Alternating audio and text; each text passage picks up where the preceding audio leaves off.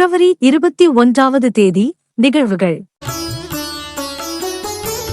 உலக எறும்புண்ணி தினம், உலக திமிங்கல தினம், சர்வதேச தாய்மொழி தினம், தேசிய ஒட்டும் ரொட்டி தினம், தேசிய தானியங்கள் இல்லாத நாள், அட்டை வாசிப்பு தினம், பிரிவு நாள், ஆயுதப்படை தினம், தென்னாப்பிரிக்கா, மன்னர் 5ஆம் ஹரால்டின் பிறந்த நாள், நோர்வே, மொழி இயக்க தினம், வங்காளதேசம்.